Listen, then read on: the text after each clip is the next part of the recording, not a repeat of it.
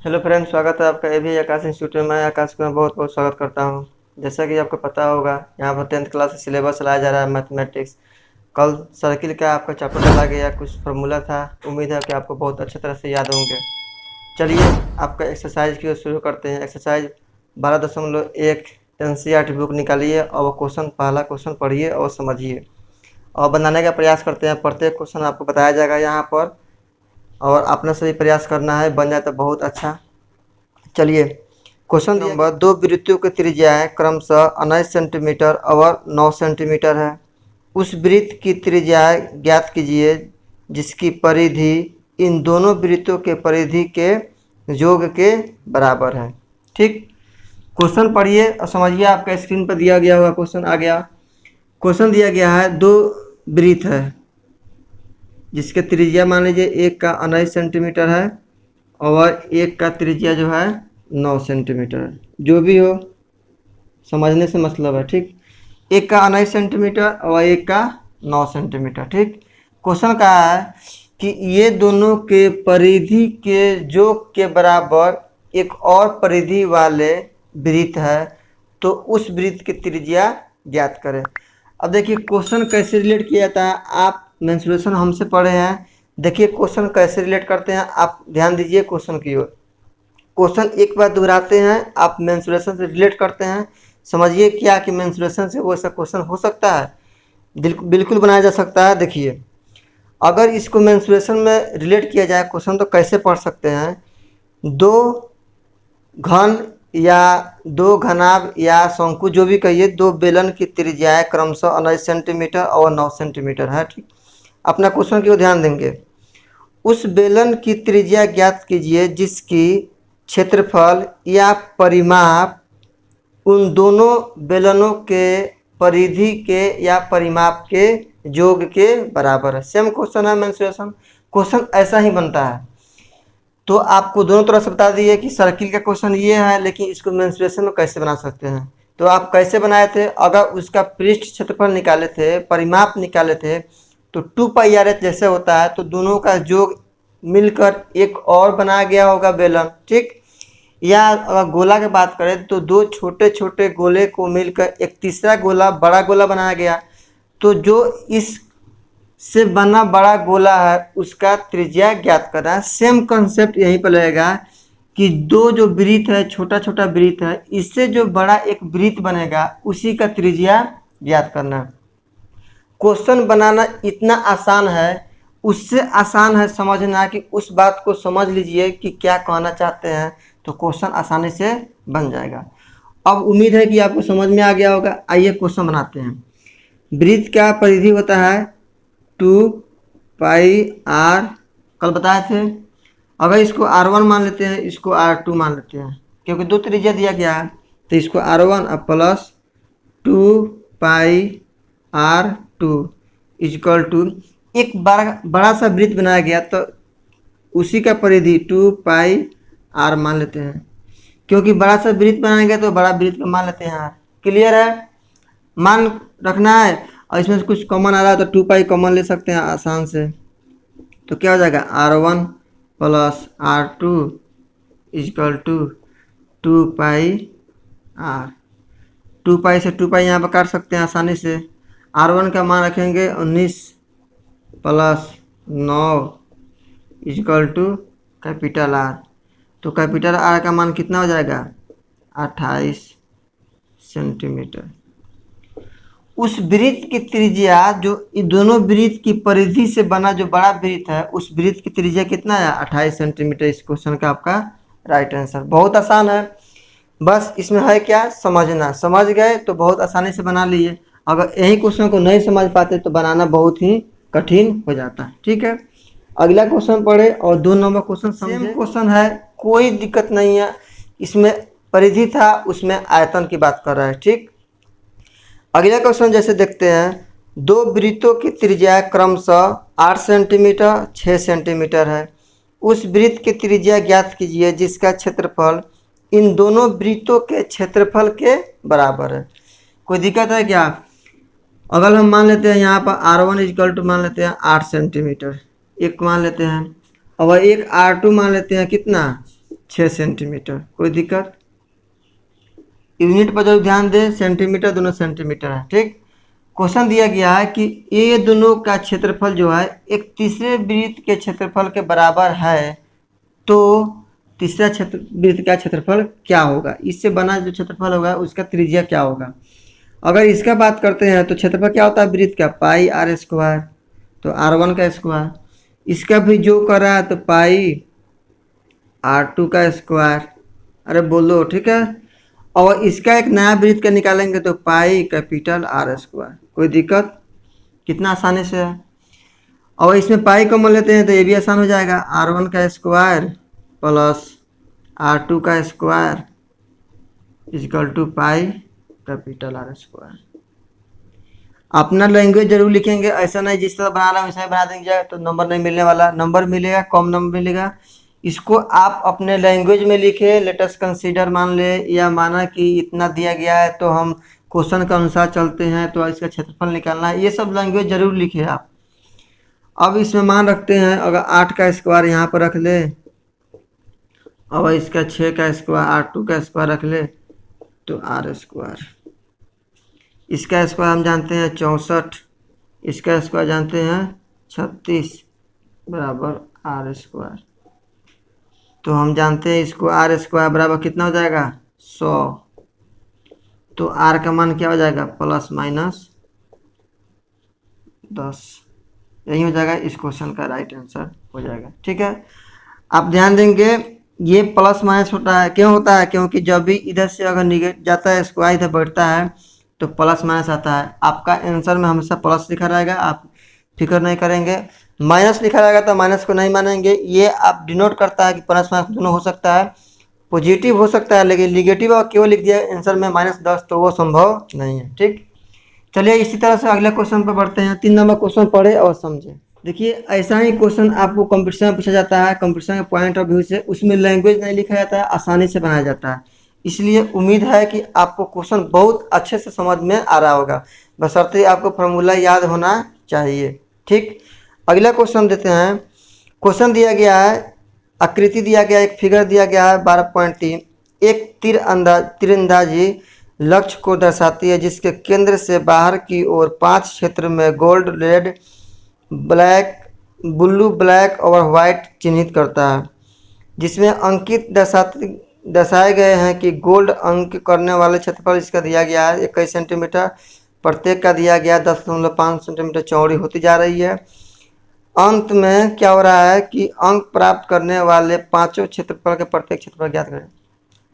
Question छोड़ दे, अब question यहाँ समझे कि क्वेश्चन क्या पढ़े, आप भी पढ़े हम भी पढ़े, कुछ नहीं समझ में आया क्वेश्चन क्या।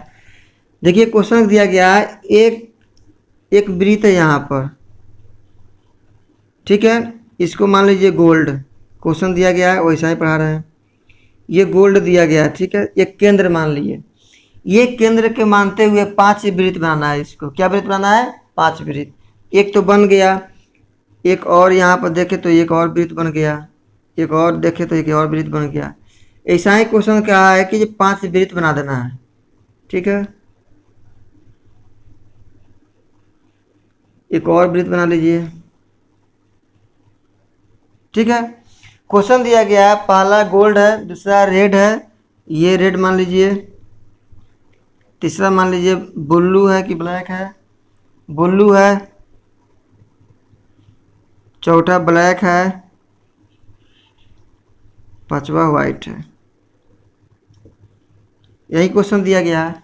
क्वेश्चन ध्यान से समझेंगे। क्वेश्चन दिया गया है कि 5 वृत्त जो दिया गया है, ठीक है, पहला जो है गोल्ड का डायमीटर दिया गया है, मतलब अगर गोल्ड का डायमीटर यहाँ से यहाँ तक दिया गया है, कितना दिया गया है?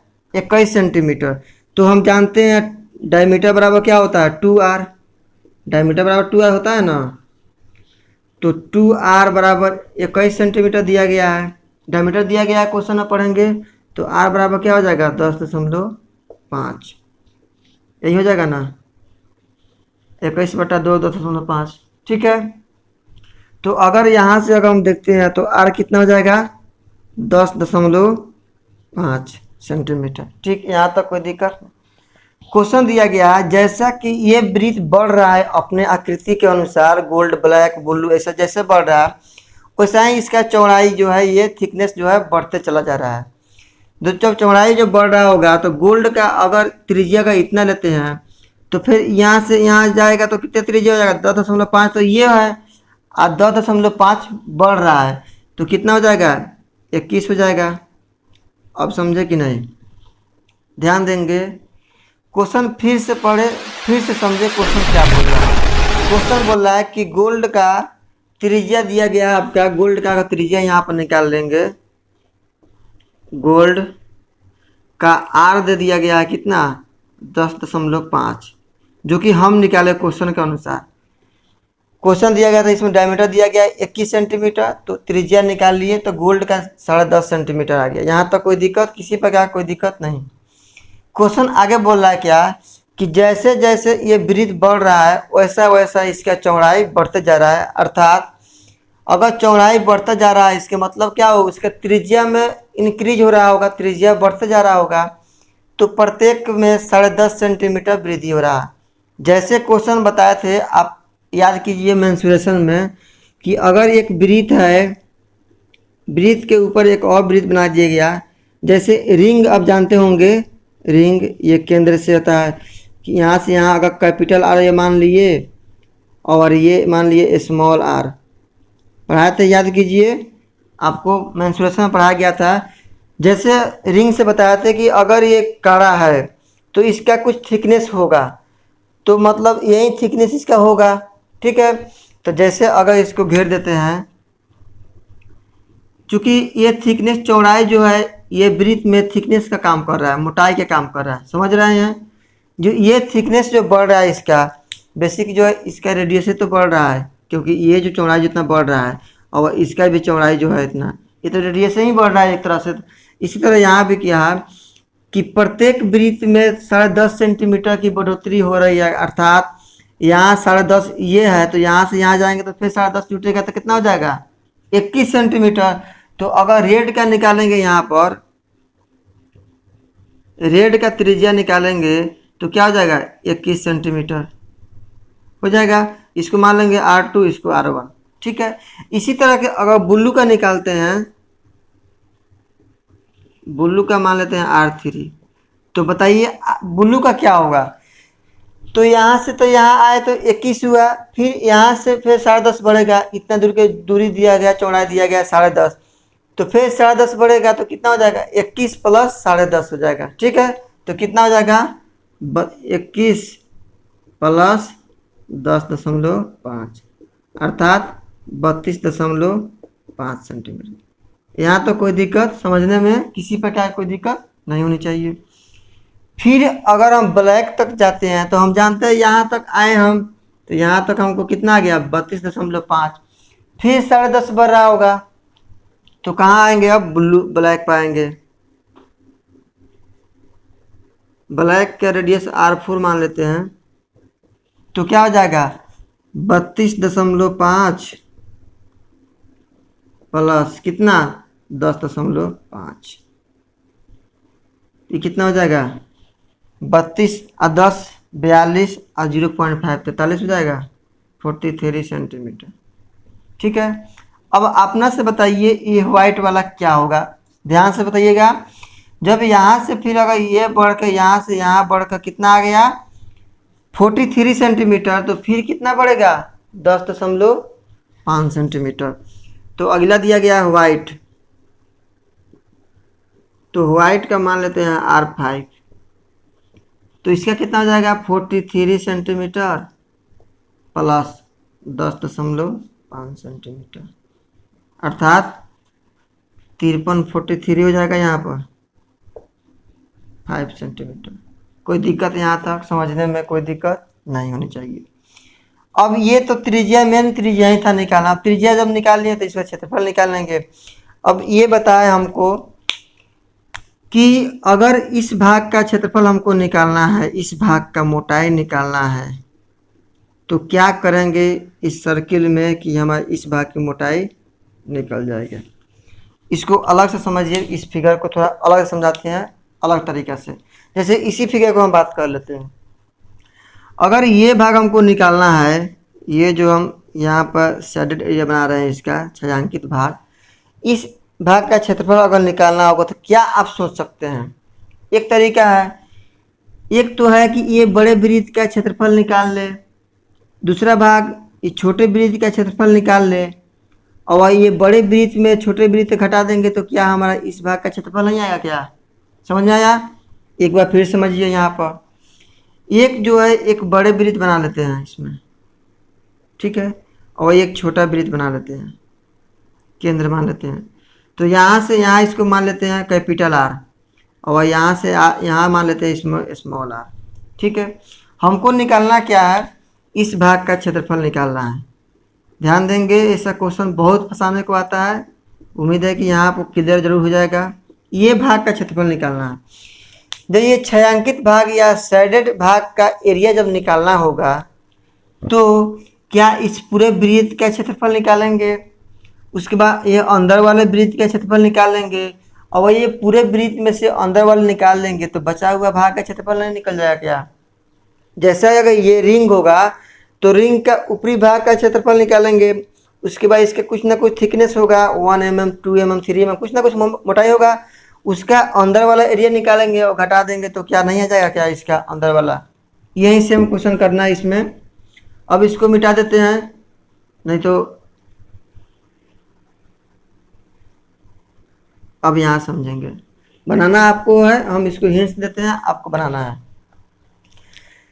तो जैसे अगर यहाँ पर समझाए तो पूरा वृत्त का एरिया क्या होता है? पाई कैपिटल आर स्क्वायर, और इसका हटाएंगे तो minus small pi small r square, यही तो होगा। तो पाई कॉमन हो जाएगा तो कैपिटल आर स्क्वायर और माइनस स्मॉल आर स्क्वायर होगा कि नहीं होगा? बिल्कुल। अब यहाँ से हमको निकालना है क्षेत्रफल। अब देखिए, प्रत्येक का क्षेत्रफल निकालते हैं। सॉल्यूशन आपको देना है, क्या होगा? अगर गोल्ड का बात करें अगर, तो एक तो उसके बाद वाला का निकालेंगे, रेड का निकालेंगे, क्योंकि जैसे अगर यहाँ पर था फिगर, ठीक है, अगर यहाँ से फिर से फिगर बना देते हैं इसका मोटा मोटी। अब देखिए, तो पहले इस भाग का निकालने के लिए पहले इस भाग का निकालना पड़ेगा। मतलब अगर ये गोल्ड था, ये रेड था, ये गोल्ड, ये रेड, ये ब्लू, ये ब्लैक, और ये था वाइट, तो पहले रेड का निकालेंगे, उसके बाद इसमें से ये घटा देंगे तो इस भाग का निकल जाएगा क्या? तो अगर इसका निकाल देते हैं तो पाई R2 का स्क्वायर माइनस पाई R1 का स्क्वायर, यहाँ से इसको निकल जाएगा, इस भाग का क्षेत्रफल निकल जाएगा इस भाग का, ठीक है। अगला अगर ब्लू का निकालना होगा तो फिर ब्लू का निकाल देंगे और रेड का निकाल देंगे, उसमें माइनस करेंगे। अर्थात अगर ब्लू का निकालना होगा तो जैसे R3 के यहाँ पर देखिए, तो पाई R3 का स्क्वायर माइनस पाई R2 का स्क्वायर निकल जाएगा। इसी तरह इसका निकालेंगे तो पाई R4 का स्क्वायर माइनस पाई R3 का स्क्वायर। इसी तरह इसका निकालेंगे तो पाई R5 का स्क्वायर माइनस पाई R4 का स्क्वायर निकल जाएगा कि नहीं? उम्मीद है बहुत आसान है, निकल जाएगा। इसमें से आप पाई जरूर कॉमन लीजिए, ऐसा नहीं कि सॉल्व करते चल जाए। इसमें से पाई और कॉमन लेते हैं, R2 का स्क्वायर माइनस R1 का स्क्वायर। इसका और तरीका एक सॉल्व करके दिखाएंगे यहाँ पर। जैसे ऊपर वाला को सॉल्व करते हैं, पाई R2 का स्क्वायर माइनस पाई R1 का स्क्वायर, ऐसा सॉल्व करेंगे जैसे हम बता रहे हैं। पाई कॉमन लेंगे, R2 का स्क्वायर माइनस R1 का स्क्वायर, ठीक है। इसको और कुछ लिख सकते हैं क्या? पाई तो यहाँ पर रख देंगे।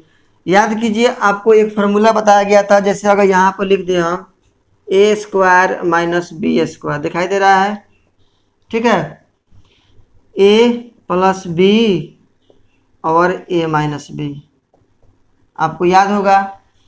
या तो आप इसी तरीके से बना सकते हैं, नहीं तो प्लस माइनस करना होगा तो इस तरीके से बना सकते हैं। बहुत तरीका है बनाने का, ठीक है। उम्मीद करते हैं कि आपसे ये क्वेश्चन बन जाएगा।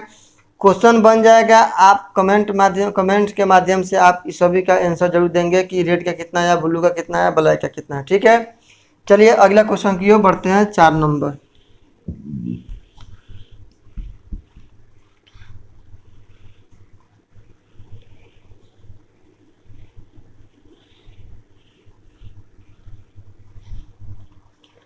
चार नंबर क्वेश्चन की ओर बढ़ते हैं। क्वेश्चन दिया गया आपका, और हाँ, इसका आप सोचेंगे कि एरिया हम नहीं बताए तो कल नहीं बताए थे, लेकिन वॉल्यूम में आप जब से सरफेस एरिया पढ़ रहे हैं, मेंस्ट्रुएशन में इसको बताया गया था बेहिचक जो इसका किस तरह निकाला जाता है, इसीलिए कल इसको हम नहीं बताए थे। ठीक है, अगला क्वेश्चन दिया गया है, किसी कार के प्रत्येक पहिए का व्यास 80 सेंटीमीटर, यदि यह कार 66 किलोमीटर प्रति घंटा की चाल से चल रही है तो 10 मिनट में प्रत्येक पहिया कितने चक्कर लगाती है। कितने चक्कर लगाती है मतलब कितना चक्कर लगाती है, ये पूछ रहा है क्वेश्चन। ठीक, आइए समझते हैं क्वेश्चन, ध्यान देंगे। क्वेश्चन एक बार फिर से पढ़े तब तक हम इसका फिगर बनाते हैं। क्वेश्चन आपका बहुत बहुत इंपॉर्टेंट वीवीआई में आता है क्वेश्चन। ऐसा कंपटीशन के पॉइंट ऑफ व्यू से देखा जाए तो ऐसा क्वेश्चन बार बार आपको पेपर में मिल जाएंगे। अब ये समझे कि अगर एक रोड है ये, ठीक है, इस पर अगर एक सर्किल के आकार का अगर एक साइकिल चलाया जा रहा है, चाहे बाइक चलाया जा रहा है, तो उसके पहिया क्या होता है, सर्किलाकार का होता है, सर्कुलर का वृत्ताकार होता है। ठीक है, जैसा कि कल फार्मूला में इसको फाइनल डील कर दिए थे कि अगर ये एक चक्कर लगाएगा, साइकिल का रिंग हो या बाइक का रिंग, किसी भी चीज़ का रिंग हो, अगर इसको एक चक्कर रोड पर लगाएंगे तो क्या कितना घूमेगा, ये 2πr घूमेगा। आपको याद है कि नहीं? क्यों 2πr घूमेगा? क्योंकि ये जो बाहर इसके दिखाई दे रहा है जो आकार, ये यही तो इसका सरकमफ्रेंस होता है, परिधि होता है। तो क्या एक चक्कर ये लगाएगा तो क्या ये परिधि नहीं घूमेगा? क्या पूछेगा क्वेश्चन कितना चक्कर लगाएगा, तो इसमें n से गुना कर देंगे, 2πr में n से गुना कर देंगे तो इससे निकल जाएगा कितना चक्कर लगाएगा। लेकिन क्वेश्चन ये अंत में बोल रहा है कितना चक्कर लगाएंगे, उससे पहले क्वेश्चन बोल रहा है कि अगर ये पहिया या साइकिल कुछ भी हो, इसका स्पीड दिया गया 66 किलोमीटर प्रति घंटा के स्पीड से वो कार चल रही है। इसमें वो कार चल रही है, जैसा कि ये कार अगर चल रहा होगा, ऐसा कार अपन चल रहा होगा। ठीक है, तो इसका स्पीड दिया गया 66 किलोमीटर प्रति घंटा। तो पहले इसको डील करें। तो कार की स्पीड अगर दिया गया है, कार का स्पीड 66 किलोमीटर प्रति घंटा। इसमें ध्यान देंगे केवल यूनिट डिजिट का खेल है, यूनिट का खेल है ये, यूनिट इसमें चेंज करेंगे डायरेक्ट आंसर इसका आ जाएगा। अगर ये भी सेंटीमीटर में दिया जाए, ये भी सेंटीमीटर में, डायरेक्ट आंसर है। जबकि सेंटीमीटर में ऐसा नहीं रहता है, वो तो बहुत ईजी होता है, तुरंत गुना कराया जाता है।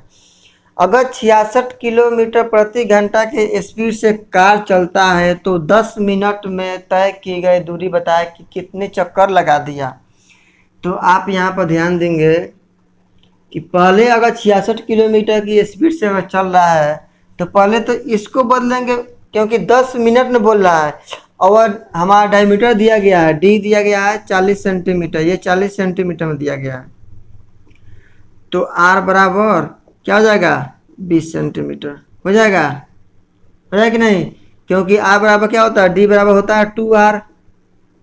तो आर बराबर क्या हो जाएगा, d/2। ठीक है, ठीक। चूंकि ये आर दिया गया है सेंटीमीटर में, तो दो काम आपके पास है, दो तरीका। या तो इसको आप सेंटीमीटर में बदल के ले जाइए, या आप इस सेंटीमीटर को बदल के ले जाइए किलोमीटर प्रति घंटा में। ठीक है, तो एक तरीका हम बनाएंगे, एक तरीका आपके लिए। अगर हम इस सेंटीमीटर को या ये किलोमीटर प्रति घंटा को सेंटीमीटर में बदल दे तो और आसान। देखिए इसको कैसे बदलते हैं।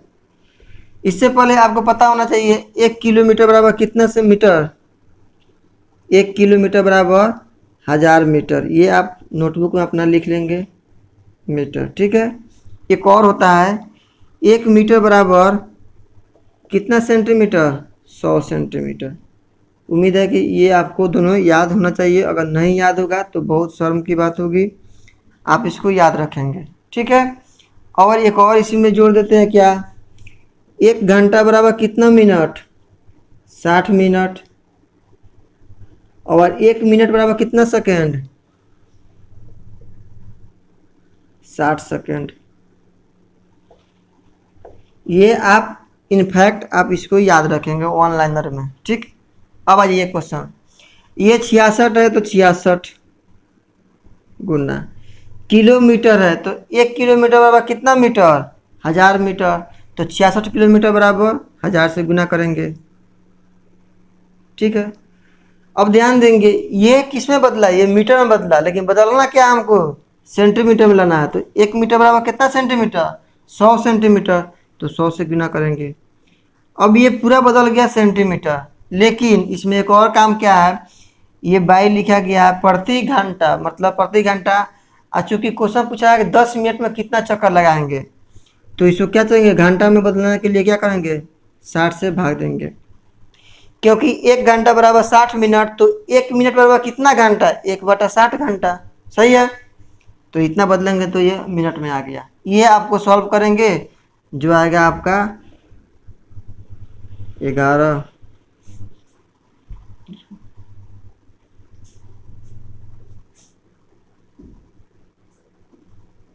3 1 4, ठीक है। इतना सेंटीमीटर आ गया, यहाँ तक कोई दिक्कत नहीं होनी चाहिए।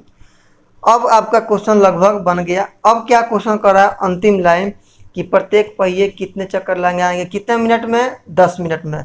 जैसा कि अभी लिखे थे इसके पहले कि एक चक्कर लगाने में 2πr, तो एक चक्कर लगाने में 2πr, तो n चक्कर लगाने में n 2πr बताए थे, अभी n से गुना कर देंगे। लेकिन पूछ रहा है 10 मिनट में कितना चक्कर लगाएंगे, तो एक चक्कर लगाने में कितना समय लगेगा, ये 2πr, ठीक है। इसको सॉल्व करेंगे, 2 गुना 22/7, आर का मान दिया गया था कितना, 40, ना दिया गया था, ठीक है। चूँकि 80 सेंटीमीटर व्यास दिया गया था, 40 इसका आर हो गया, ठीक। अब इसमें कितने पहिया चलाया, संख्या, पहिया की संख्या पूछे, तो इसमें से भाग देंगे, इससे जो है इसमें भाग देंगे, तो पहिए की संख्या क्या नहीं आ जाएगी। और जब पहिए की संख्या आ जाएगी तो 2πr में उतना घुमा होगा, तो 10 मिनट में कितना घुमा होगा, 10 से गुना कराएंगे, जो आएगा मेरा राइट आंसर हो जाएगा, ठीक है। आइए अब इतना चक्कर में, तो इतना बटा 2 गुना 22/7 होगा, यहाँ पर बटा के ऊपर लेंगे, यहाँ पर ऊपर 7 चल जाएगा, कोई दिक्कत। और डायरेक्ट बनाने के लिए यहाँ से 2 से गुना कर देंगे तो और आसान, 10 से गुना कर देंगे। ये 10 से गुना क्यों किए, क्योंकि क्वेश्चन पूछ रहा है कि 10 मिनट में कितना चक्कर लगाएंगे। अगर ये इतना लिखते हैं तो एक चक्कर लगाया, तो 10 मिनट में 10 से गुना कर दिए, ठीक। इसी को सॉल्व करेंगे, जो मेरा आ जाएगा राइट आंसर आ जाएगा। सॉल्व कर लीजिएगा, ये 5 हो जाएगा। अगर इसे 11 से काटेंगे तो 11 दूना 22, तो 1, ठीक है। इसे काटेंगे, ये 5, 3 चक्कर, ठीक है। इसको सॉल्व करेंगे, जो मेरा आ जाएगा राइट आंसर हो जाएगा, ठीक है। प्रत्येक पहिए में कितने चक्कर लगती है, ठीक है, आपका राइट आंसर हो जाएगा। चलिए नेक्स्ट क्वेश्चन की ओर बढ़ते हैं। अगला क्वेश्चन, लास्ट क्वेश्चन इस पेपर का, देखिए और समझिए क्या क्वेश्चन कर रहा है। क्वेश्चन दिया गया, निम्नलिखित में सही उत्तर चुनिए और उत्तर को अवचेत कीजिए। सही चुनना क्या है, यदि एक वृत्त का परिमाप और क्षेत्रफल संख्यात्मक रूप से बराबर है तो उस वृत्त की त्रिज्या ज्ञात करें। बहुत आसान है। इस एक वृत्त का क्षेत्रफल, तो वृत्त का क्षेत्रफल क्या होता है, πr², और उसका परिमाप मतलब क्या, सरकमफ्रेंस मतलब परिधि क्या है, संख्यात्मक रूप से बराबर है, तो 2πr, यही हो सकता है ना। तो पाई से पाई देखिए कट रहा है, एक आर से एक आर कट जा रहा है, अर्थात r इक्वल टू कितना, 2। क्वेश्चन दिया गया होगा आपका आंसर कोई ना कोई 2 मात्रक, 2 कुछ नहीं दिया गया, सेंटीमीटर तो यूनिट, अर्थात इसका हिंदी होता है मात्रक या इकाई, ठीक। इस प्रकार आपका 12.1 चैप्टर कंप्लीट हो गया।